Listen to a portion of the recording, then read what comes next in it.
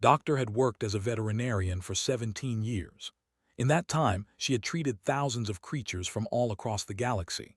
Her clinic sat on Station Threshold 9, a massive space station where beings from hundreds of different worlds came to live and work together. She had 6 hands, 4 hearts, and a crest of colorful feathers on her head that moved with her emotions. Right now, that crest was pressed flat against her skull in fear. The door to her clinic had opened 5 minutes ago. A human woman had walked in carrying something that made every alarm in its medical scanner scream warnings. The creature in the woman's arms looked like nothing had ever seen in all her years of study. It had 4 legs, though one was clearly broken and hanging at a wrong angle. Fur covered its body, but the fur was dirty and matted with dried blood. One eye was swollen completely shut. A deep cut across its side leaked dark red blood onto the woman's shirt. But the physical injuries were not what frightened the most. Her scanner was showing readings that made no sense. The creature's cells were arranged in ways her database did not recognize. Its nervous system worked on principles that seemed almost primitive compared to most species she knew. Worse, the animal was releasing chemicals into the air that triggered every danger instinct possessed. These were the pheromones of a predator, an aggressive hunter designed by evolution to kill. The human woman stood in the middle of the waiting room. She was tall, with dark brown skin and hair that had turned gray in many places. She wore simple work clothes that were now stained with blood. Her eyes, those strange forward-facing eyes that marked humans as predators themselves, looked directly at with an intensity that was hard to meet. "Please," the woman said. Her voice was quiet but firm. "He needs help." Translator chip planted in her brain turned the human's words into sounds she could understand. But understanding the words did not make this situation any easier. She looked down at her medical scanner again, hoping the readings had changed. They had not. In fact, new warnings were appearing. Unknown pathogen signatures detected. Potential biohazard classified as level 4. Recommended action: immediate quarantine and disposal of specimen. Disposal. The word made stomach turn. She did not like that word. She had become a veterinarian because she loved animals, because she believed every creature deserved care and compassion. But she also had responsibilities. She had other patients in the back rooms of her clinic. She had staff members who could get sick. She had regulations to follow. "I cannot help you," said. She hated how her voice sounded, weak and uncertain. "This creature is not registered in any database. I have no information about its biology. I do not know how to treat it safely." The creature in the woman's arms made a sound then, a soft whimpering noise that seemed to bypass translator completely. It was not words, but somehow understood it perfectly. It was the sound of pain, of fear, of suffering. It was a sound that had no language because pain was universal. The human woman's eyes never left face. "His name is Lucky," she said. "He's been with me for 13 years. He's my family." "I understand that this is difficult," began, trying to keep her voice professional. "But the contamination risk is too high. This animal could be carrying diseases that might spread to other patients. Its biology is completely unknown. Even if I wanted to help, I would not know where to start. Standard treatment protocols do not apply to unregistered species." "So you're saying you won't even try?" The human's voice remained quiet, but something in it had changed. It was not anger exactly. It was something harder to name. Disappointment, maybe, or determination. "I am saying that I cannot," said, putting emphasis on the word cannot, to make it clear this was not about unwillingness. "The regulations are very clear about this. Unknown biological entities must be reported to station security. They must be quarantined and studied before any treatment can be authorized. This process takes weeks, sometimes months." The human woman looked down at the creature in her arms. Lucky, she had called him. Up close, could see more details. The animal's remaining eye was trying to focus but kept drifting. Its breathing was shallow and fast. Its body trembled, though whether from cold or pain or fear could not tell. One of its paws, the front right one, was moving slightly, trying to reach up toward the woman's face. The woman adjusted her grip carefully, supporting the animal's weight more fully.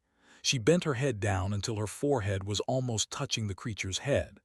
"I made him a promise," she said, so quietly that had to lean forward to hear. "When I brought him onto this station when I left Earth, I promised him I would take care of him, that I would keep him safe. Earth animals are not permitted on galactic community stations," said, though even as the words left her mouth, she realized how cold they sounded. "You must have known this when you brought him." "I did know," the woman admitted. She looked up at again. "I knew the rules, but Lucky was my family before I ever left Earth, before I knew there were aliens or space stations or galactic councils. I couldn't just abandon him. Would you abandon your family because of a regulation?" The question hit harder than she expected. She thought of her own family back on her home world. Her siblings, her parents, her own companion creature that had died 3 years ago from old age. Would she have abandoned any of them to follow rules? She wanted to say yes, that she was a rational being who understood the importance of order and regulation. But she was not sure that was true. "I sympathize with your situation," said, falling back on professional language because it felt safer than emotions. "But I have a duty to protect all the patients in this clinic. I cannot risk their health for one unregistered animal." The human woman nodded slowly. She did not look surprised by this answer. In fact, she looked like she had expected it. But she did not move toward the door. Instead, she walked across the waiting room to a row of chairs against the wall. She sat down carefully, adjusting Lucky in her lap so that his head rested on her legs. "What are you doing?" asked. "Waiting," the woman said simply. "For what?" "For you to change your mind, or for security to come, whichever happens first." The woman's hand moved to Lucky's head, her fingers scratching gently behind what assumed were his ears. "Easy there, friend," she murmured to the animal. "Easy, I've got you." Felt her crest rise slightly, a gesture of frustration among her people. This was not how things were supposed to go. The human was supposed to leave. She was supposed to take her unregistered animal and contact the proper authorities and follow the correct procedures. She was not supposed to sit down and refuse to move. "I will call station security," warned. "Okay," the woman said. She did not sound scared or angry. She just kept stroking Lucky's fur, kept murmuring those soft words. "Easy there, friend, easy." Walked back to her desk and picked up her communication device. She hesitated for just a moment, her finger hovering over the button that would summon security. In that moment, she looked back at the human woman and the dying creature in her lap. The woman had bent down again, her face close to the animal's head. She was saying something too quiet for to hear. Lucky's tail, a thin appendage at his rear end, moved slightly. Just once, a weak back-and-forth motion. Despite everything, despite the pain and the injuries and the fear, the animal was responding to the woman's voice, trying to communicate that he heard her, that he understood, that even while dying he recognized his friend. "Press the button. This is Doctor at the Threshold Medical Clinic. I have a Code 7 situation. Unregistered biological entity. I need security personnel immediately." The dispatcher confirmed the call. Security would arrive in less than 10 minutes. Set down the communication device and looked at the human woman again.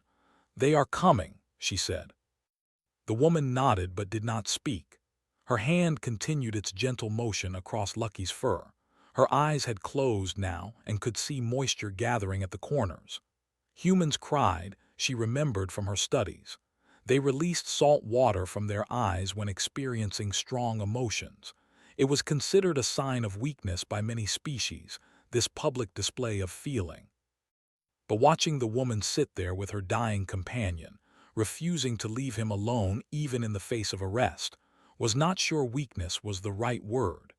It took a different kind of strength to care about something so much that regulations and consequences stopped mattering, to make a promise and keep it no matter what. Lucky made that sound again, that soft whimper of pain. And the woman whispered, "Easy there, friend. Easy. I'm not leaving you." Turned away and tried to focus on paperwork. But she could not stop her mind from running through possibilities. What could she do if she decided to help? How would she even begin to treat a creature whose biology she did not understand? The risks were real. The regulations existed for good reasons. But then again, so did promises. Station security arrived exactly 8 minutes later. The doors to the clinic opened with a hiss of air, and two officers walked in. Were a warrior species, tall and covered in thick armor plates that were part of their natural bodies. They wore additional protective gear over their natural armor, and they carried weapons that hummed with barely contained energy. To most species, were terrifying. But the human woman did not even look up when they entered. She sat in the same chair where she had been for the past 8 minutes. Lucky's head still rested in her lap. Her hands still moved in those slow, gentle patterns across his matted fur. She was talking to him in a voice so quiet that only the animal could hear the words. Every few seconds, Lucky's tail would move just slightly, responding to her voice. The lead officer stepped forward. His armor made clicking sounds as he moved. "Doctor," he said, his words coming through a translator just like S. "I am Security Officer 74. You need to come with us. The creature you are carrying is unregistered and poses a potential contamination risk to the station." The woman doctor finally looked up, watched from behind her desk, her 4 hearts beating faster than normal. She told herself she had done the right thing by calling security. This was their problem now, not hers. But she could not make herself look away. "I'm not going anywhere," doctor said. Her voice was still quiet, still calm. "Not without help for Lucky." The second officer moved to the side, positioning himself to block the door. It was a tactical move, realized.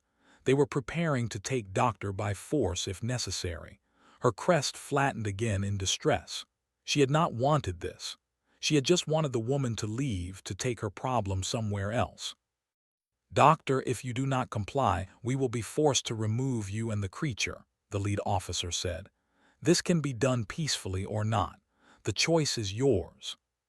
For the first time since entering the clinic, Doctor's calm expression changed. Not to anger or fear, but to something else. Her jaw tightened. Her eyes, those predator eyes, focused completely on the lead officer. And when she spoke, her voice was no longer quiet. It was firm and clear. "No," she said. "The choice is yours. You can drag me out of here and watch this animal die on your station floor while I'm in custody, or you can let someone help him, but I won't abandon him. I made a promise." The lead's armor plates shifted, a sign of uncertainty that recognized. She had treated enough to understand their body language. This officer had not expected resistance. Most beings on the station followed orders from security without question. But humans were different. Everyone knew that. Humans had a reputation in the galactic community for being stubborn and emotional and difficult to control. "Your promise does not override station regulations," the officer said, though his voice sounded less certain now. "Maybe not," Doctor agreed. "But my promise means something to me. Does following regulations mean anything to you, or do you just do what you're told without thinking about it?" Crest rose in surprise at this challenge. No one spoke to security officers this way.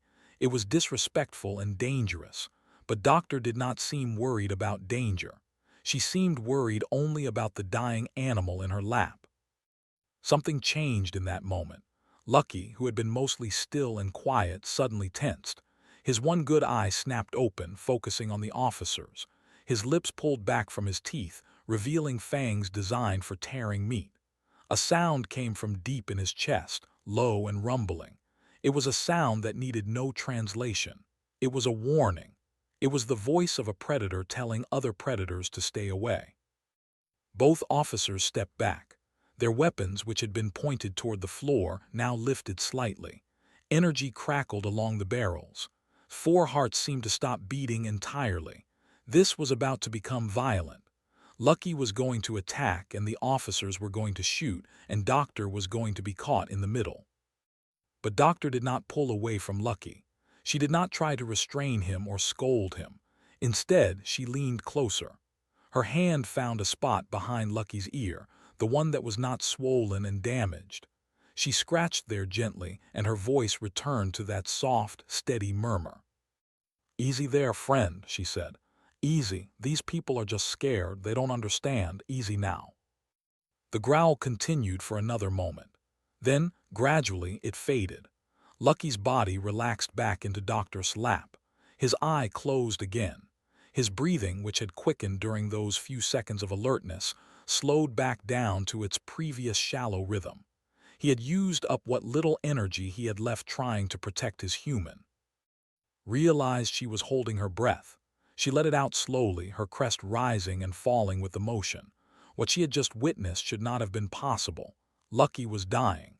He was in terrible pain. Every instinct should have driven him to either flee or fight. But he had stopped fighting because his human asked him to. Because despite the pain and fear, he trusted her voice more than he trusted his instincts. The lead officer lowered his weapon slightly. His armor plates were shifting in complex patterns that could not fully read. When he spoke again, his voice had changed. It was softer, more uncertain. "That creature is dangerous," he said, but it sounded more like a question than a statement. "He's hurt and scared," Doctor replied, "just like any of us would be in his situation, but he's not dangerous to anyone who doesn't threaten him or me." The second officer spoke for the first time. "Doctor, even if the creature is not aggressive by nature, it still represents a biological hazard. Unknown species can carry unknown diseases. We cannot risk an outbreak on this station." "I understand your concern," Doctor said, "but Lucky has been on this station for 6 months. If he was carrying something contagious, you would have seen an outbreak by now. He's not the danger here. Time is the danger. Every minute we stand here arguing is a minute he's dying." Found herself nodding before she realized what she was doing. Doctor was right about that at least. Whatever Lucky was, whatever risks he might pose, he was definitely dying. The medical scanner on his desk continued to display his vital signs, and they were not good. His heart rate was erratic. His body temperature was dropping. If something did not change soon, the decision about what to do with him would be made by biology rather than by regulation. The lead officer turned to look at Doctor. "What is your professional opinion? Can this creature be treated safely?" All eyes in the room turned to her. Doctor's expression was neutral, but could see hope flickering behind it. The two officers waited for her answer as if it would solve everything, and felt the weight of that expectation like a physical thing pressing down on her. She looked at her scanner again, at the chaos of unknown biology it displayed, at the warnings and alerts that kept flashing across the screen. Every piece of her training told her to say no, to cite regulations and safety protocols and the impossibility of treating unknown species. It would be the logical answer, the safe answer. But then she looked at Lucky, at the way his body trembled with pain, at the blood still seeping from his wounds, at the broken leg that must have hurt terribly every time he moved, and she thought about what Doctor had said earlier. Would she abandon her own family because of a regulation? "I do not know," said honestly. "His biology is unlike anything in my database. Treatment would be experimental at best. I could do more harm than good." "But you could try," Doctor asked. Just 3 words, but they carried so much weight, so much hope. "I could try," admitted, "but—" "Wait," the lead officer interrupted. He was looking at Doctor with an expression that had never seen on a face before. "You said you made a promise. What kind of promise?" Doctor looked down at Lucky. Her hand continued its gentle motion, never stopping. "When I decided to leave Earth and join the galactic community, I had a choice. I could leave Lucky behind with family. He would have been safe and cared for. But he was already old by Earth standards. And I knew that if I left, I would probably never see him again. So I smuggled him aboard the transport. I broke the law. And when we were traveling through space, when he was scared by all the strange sounds and smells, I held him and told him that no matter what happened, I would keep him safe, that I would not let him die alone among strangers. She paused, and when she spoke again, her voice was thick with emotion. Yesterday, some kids on the station thought it would be funny to test if Earth animals could survive in vacuum. They put Lucky in an airlock and started the decompression sequence. They didn't seal the inner door properly. When Lucky realized what was happening, he fought his way back inside. He was exposed to vacuum for almost 30 seconds. Then he crawled through half a kilometer of station corridors to find me. Felt something cold settle in her stomach. Vacuum exposure for 30 seconds. No wonder Lucky's injuries were so severe. No wonder he was dying. The fact that he was still alive at all was impossible. But he had survived because he was trying to get back to his human. Because even while dying, he was keeping his own promise. The lead officer stood very still. His armor plates had stopped shifting. Finally, he spoke, and his voice was different than before. Softer, more personal. "What is your name?" Doctor asked him. "Your real name, not your designation." The officer hesitated. He said, "Have you ever had a companion, someone who depended on you completely?" There was a long silence. Then said, "My family kept a singing mite when I was young, before I joined the security service. It was small and not very smart, but it knew my voice. When I came home, it would make sounds for me." "Did you love it?" The question seemed to surprise. Love was a complicated word that meant different things to different species, but everyone understood the basic concept.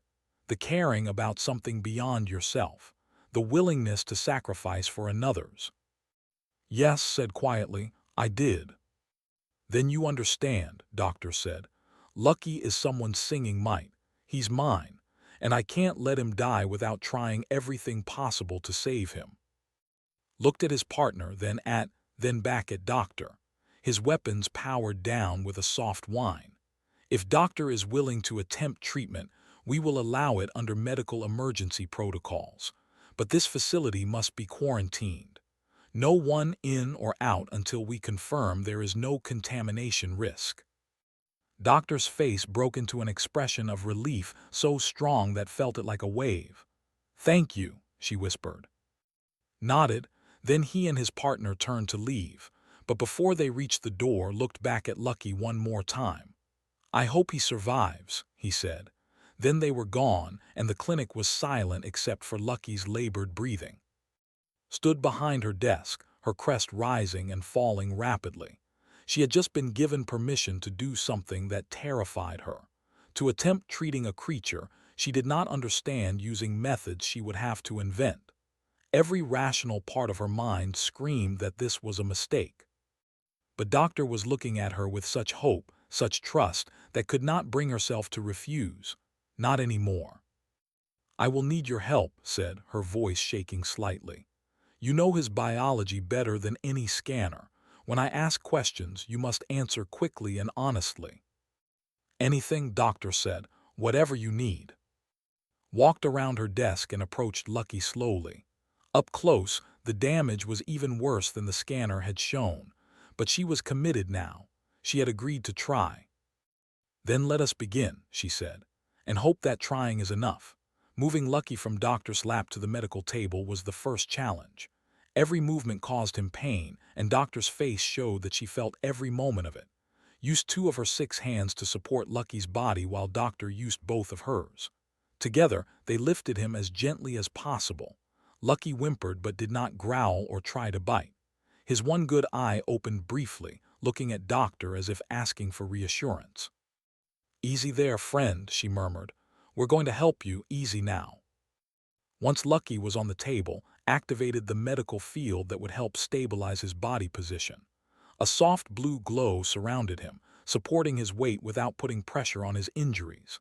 Had used this technology thousands of times, but never on a species she knew nothing about.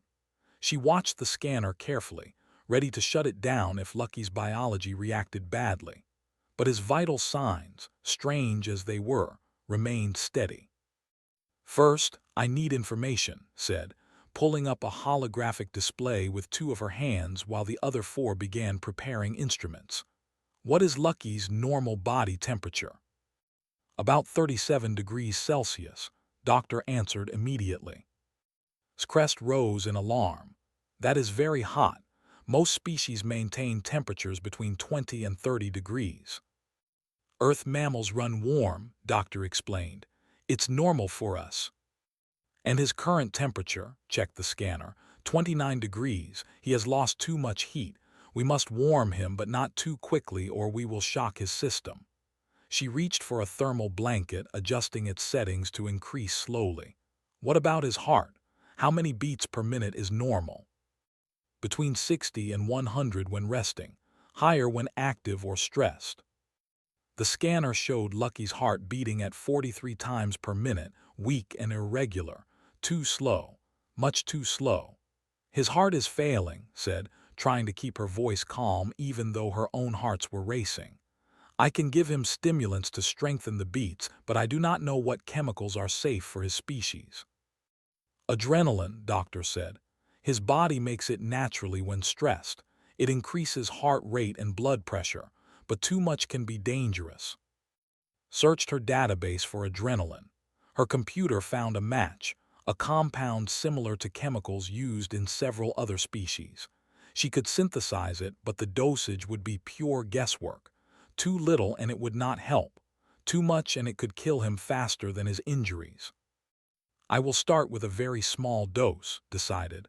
"Watch him carefully. Tell me immediately if anything seems wrong." She prepared the injection with 3 hands while monitoring Lucky's vital signs with her eyes and keeping one hand ready to grab emergency equipment. The needle went into Lucky's front leg, into what Doctor called a vein. Pushed down the plunger slowly, releasing a tiny amount of the stimulant into Lucky's bloodstream. For 10 seconds nothing happened. Crest was completely flat with anxiety. Then Lucky's heart rate began to increase. 45 beats per minute, 48, 52. It settled at 55, still low but stronger than before. Each beat was more forceful, pushing blood through his body with renewed vigor. "It's working," Doctor said, and could hear relief in her voice. But there was no time to celebrate. Lucky was still dying, just slightly slower now, turned her attention to the wounds. The deep cut across his side was the most serious. It had stopped bleeding on its own, but that was not necessarily good. It might mean Lucky's body was running out of blood to lose. The wound was dirty, filled with debris and possibly infected. "I need to clean this," said. "It will hurt him. Can you keep him calm?" Doctor moved to Lucky's head. She placed both her hands on either side of his face gently, carefully.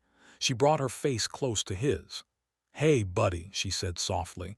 "I know you're tired. I know it hurts. But we need you to be brave just a little longer, okay? Can you do that for me?" Lucky's tail moved once. Just a tiny motion, but it was there. Permission, maybe, or acknowledgement, or simply trust that whatever happened, his human was there with him. Began cleaning the wound. She used 2 hands to hold the tissue steady, 2 hands to operate the medical tools, and 2 hands to monitor instruments. The debris came out piece by piece. Dirt, fragments of metal, something organic that did not recognize. Each piece she removed made Lucky's body tense with pain, but Doctor kept talking to him in that soft, steady voice, and somehow Lucky stayed still.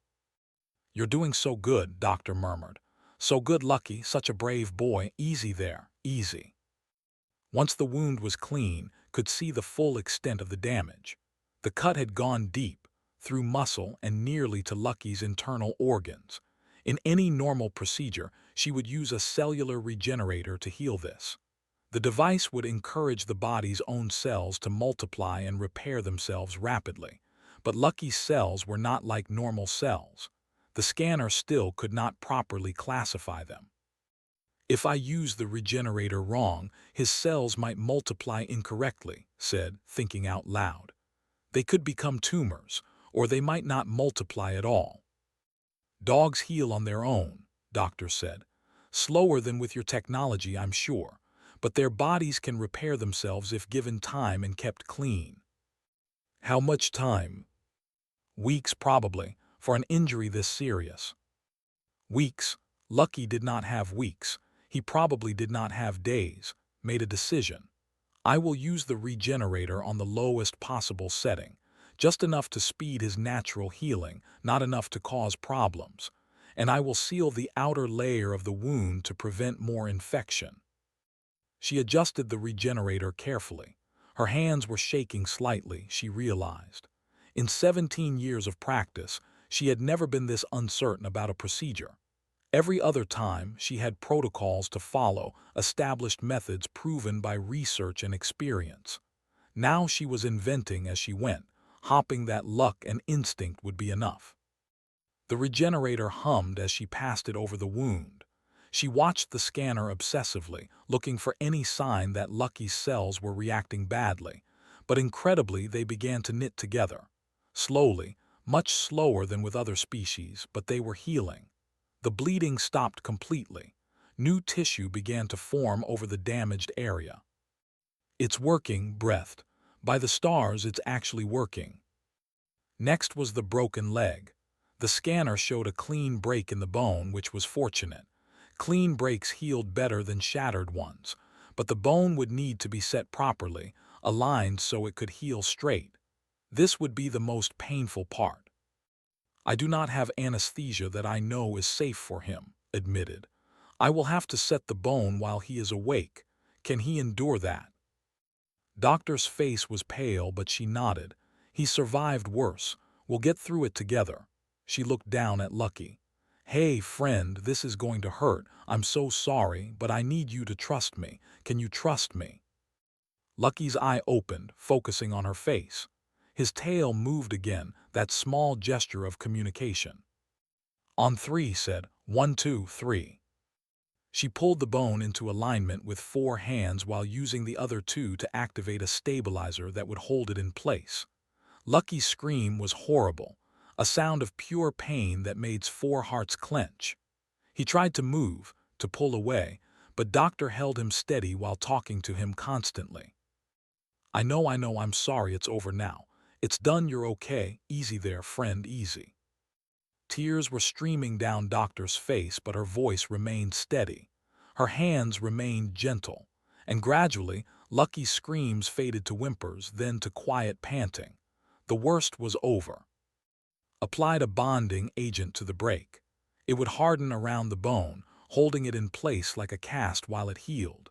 She also injected pain medication at the site, a general formula that worked for most species. She could only hope it would work for Lucky too. The damaged eye was next.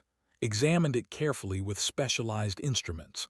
The eye itself was intact, but the tissue around it was badly swollen from the vacuum exposure.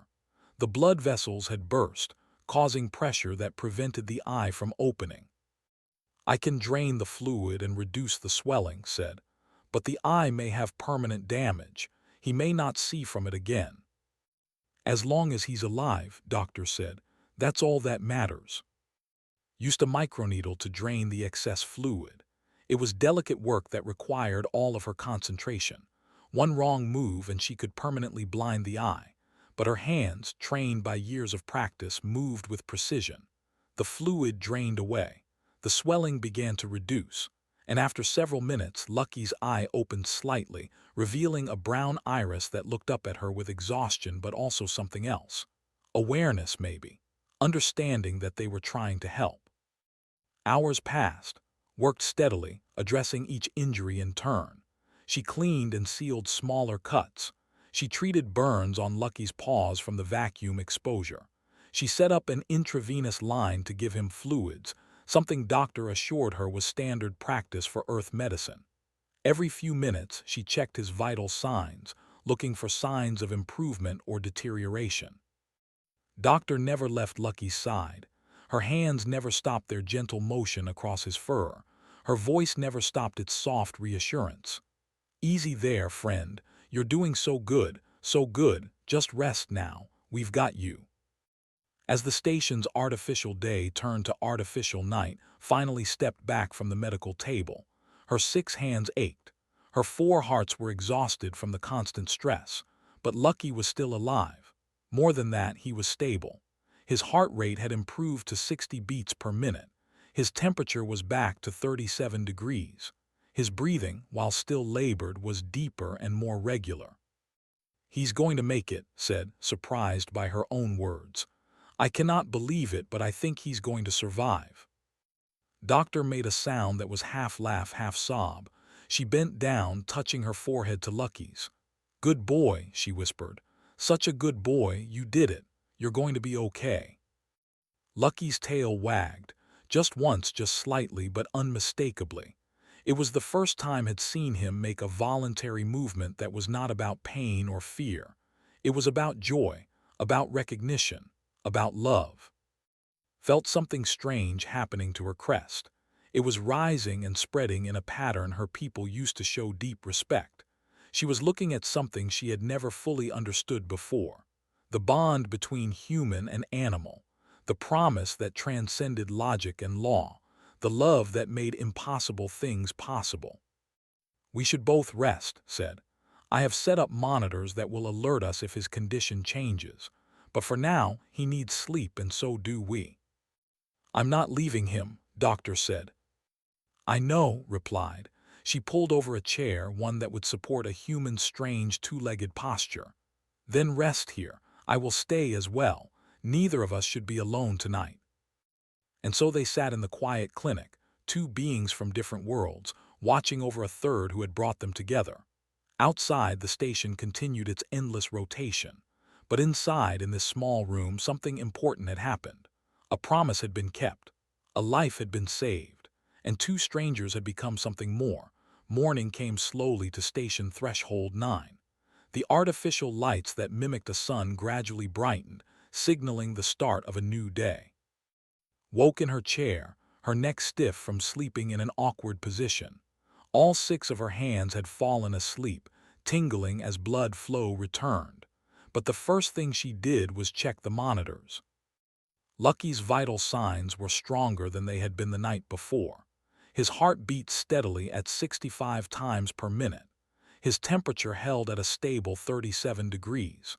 The wounds she had treated were beginning to heal, new tissue forming where there had been damage. Against all probability, he was recovering. Doctor was awake too, though she looked like she had not slept much. Her hand rested on Lucky's head, fingers moving through his fur in that now familiar pattern. Lucky's tail wagged weakly when he saw looking at him. His eyes, both of them now open, tracked her movements across the room. "Good morning," Doctor said. Her voice was hoarse from exhaustion, but there was happiness in it. Real, genuine happiness. "Good morning," replied. She began her examination of Lucky, checking each injury site carefully. Everything looked as good as could be expected. "He is doing well, much better than I thought possible last night." "He's a fighter," Doctor said. "He always has been." Before could respond, the clinic door opened. She turned, expecting to see and his partner returning to check on the quarantine situation. Instead, she saw someone who made her 4 hearts sink. It was Arbiter, one of the station's senior legal authorities.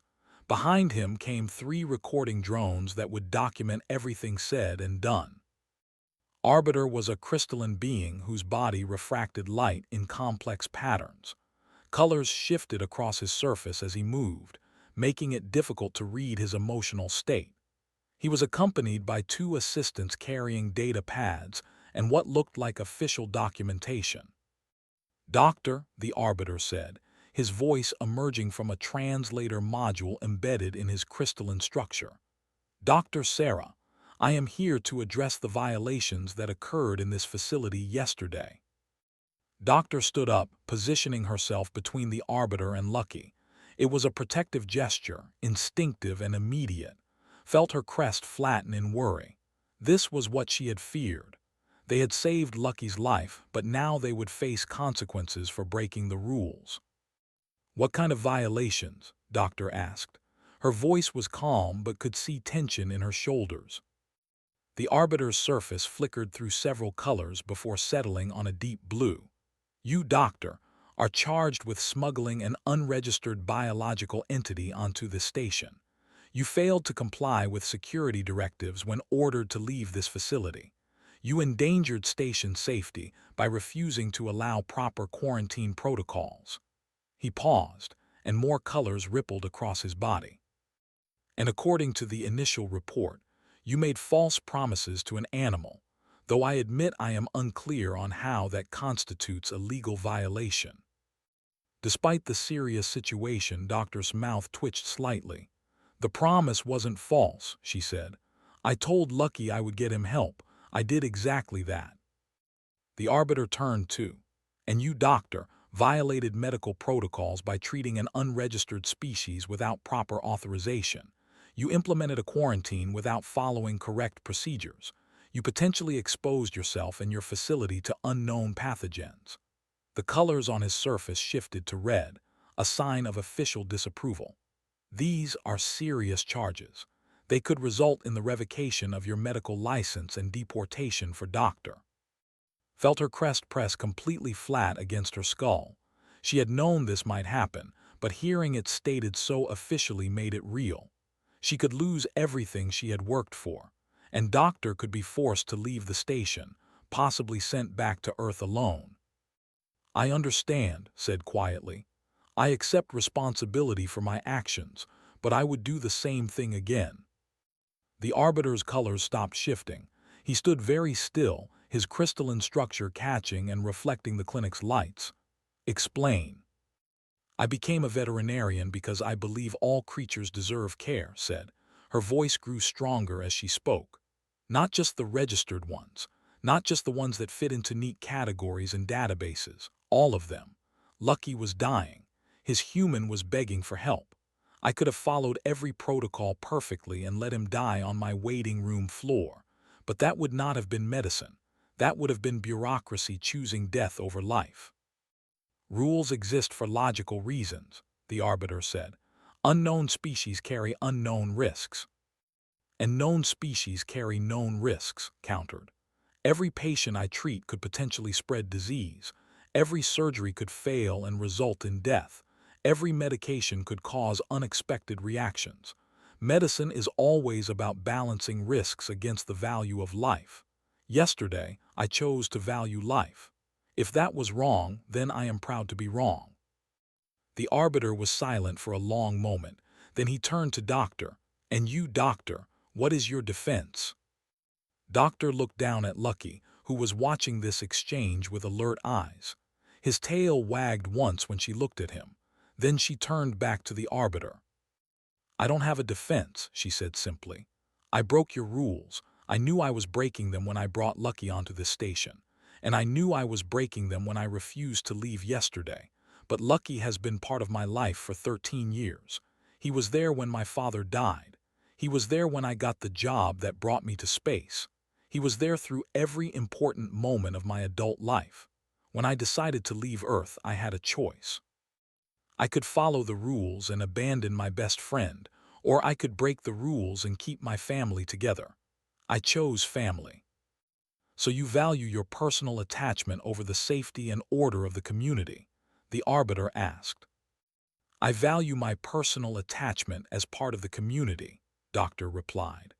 "A community that doesn't allow for love and loyalty and promises is just a collection of individuals following rules. It's not really a community at all."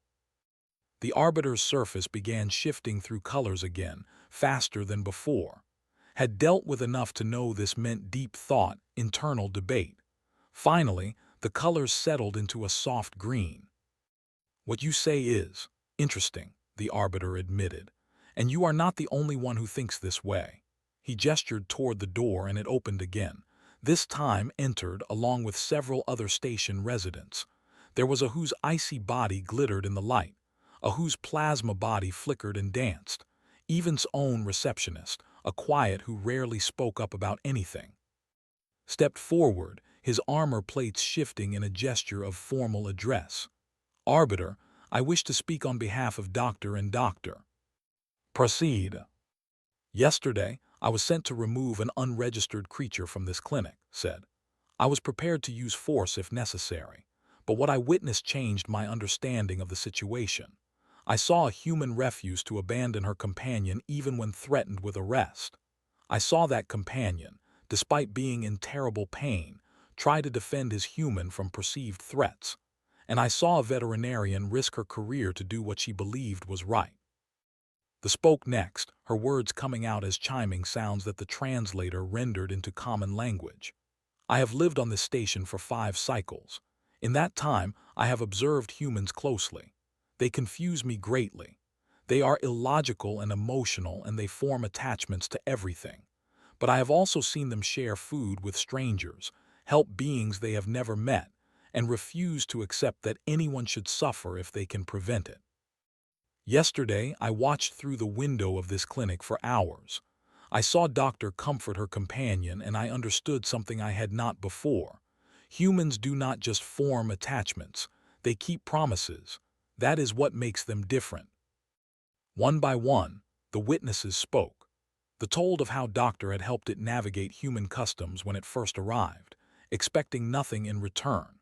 The receptionist quietly admitted she had known about Lucky for months and said nothing because she had seen how much he meant to Doctor. Even the station botanist came forward, confessing that she had been growing Earth-native plants specifically to feed Lucky, another violation of regulations that she had considered worthwhile.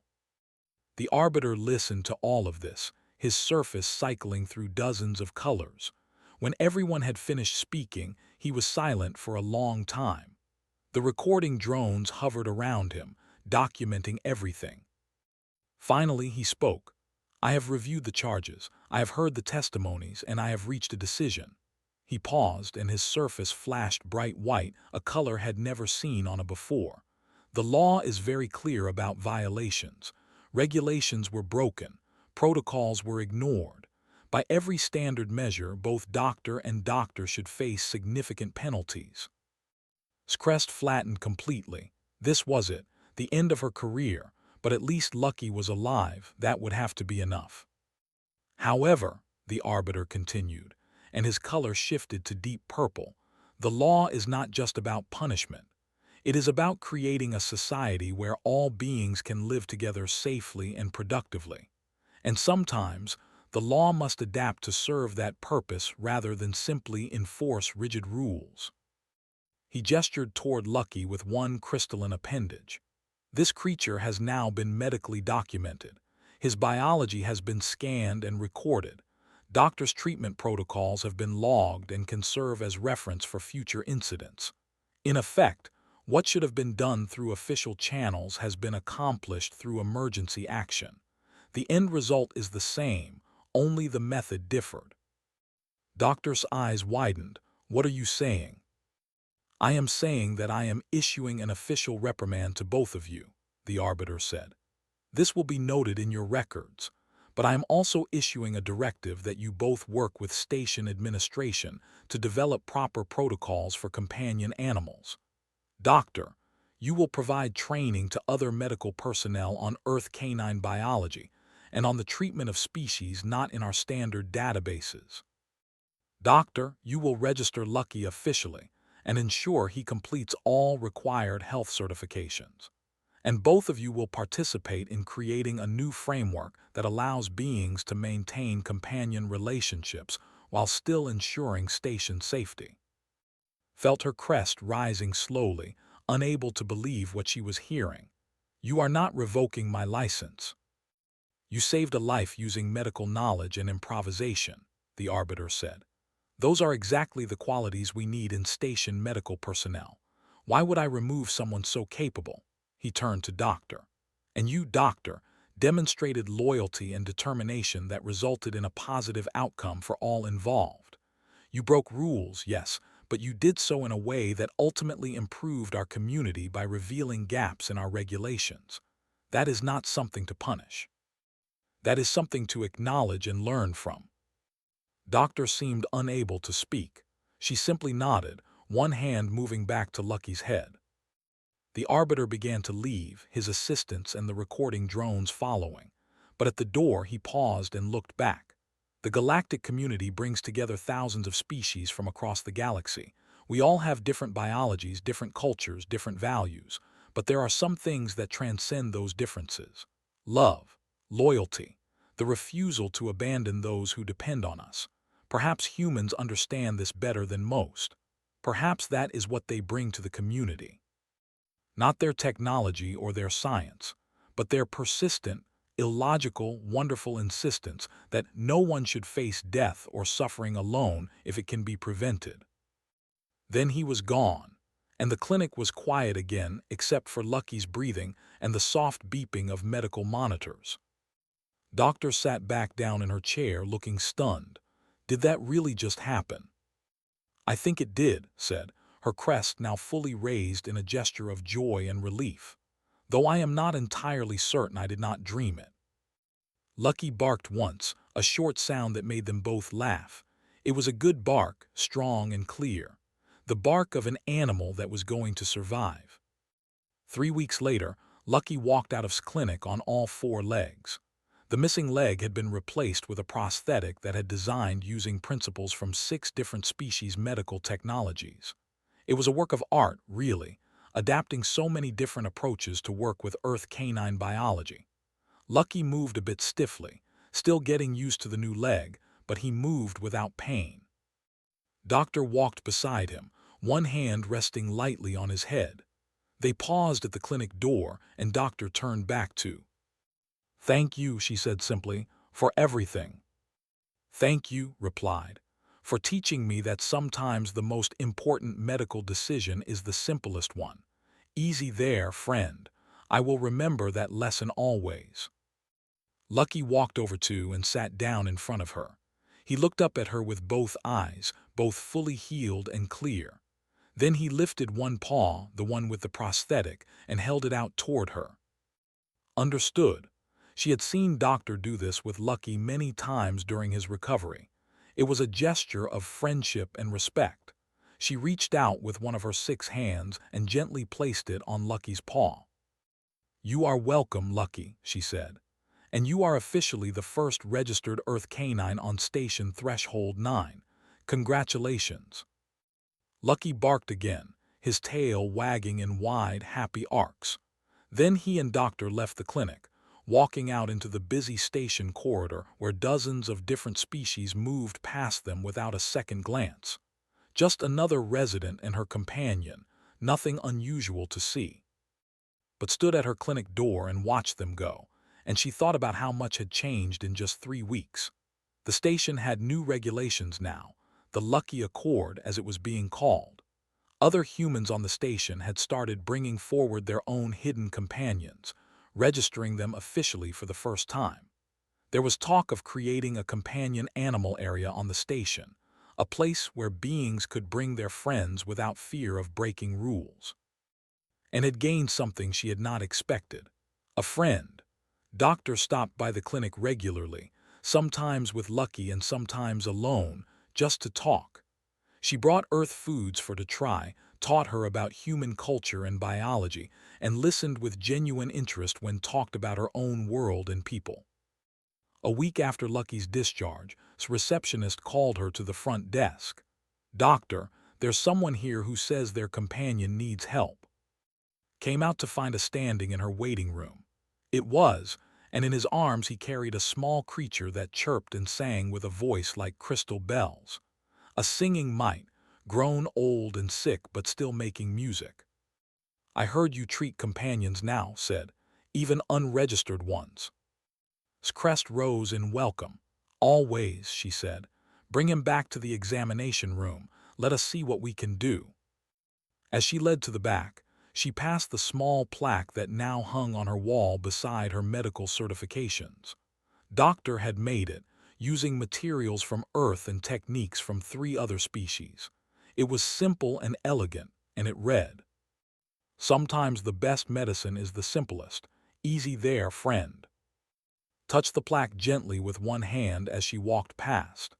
Then she went to help another creature, keep another promise, and prove once again that the space between species could be bridged with compassion and care. Outside the clinic, station life continued its endless rhythm. Ships came and went. Beings from across the galaxy worked and lived together. The great experiment of the galactic community rolled forward into an uncertain future.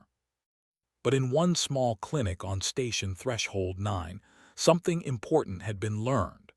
That rules existed to serve life, not to constrain it. That promises mattered more than regulations. And that sometimes, the most advanced medicine in the galaxy could be summed up in 3 simple words. Easy there, friend. The universe was vast and strange and full of dangers, but it was also full of beings who cared, who helped, who refused to let others suffer alone. And that, thought as she began examining Singing Might, was what really mattered in the end. Not the rules we followed, but the lives we saved. Not the protocols we maintained, but the promises we kept. Not the regulations we enforced, but the friendships we made across the impossible distances between species and worlds and ways of thinking. Easy there, friend. It was enough. It would always be enough.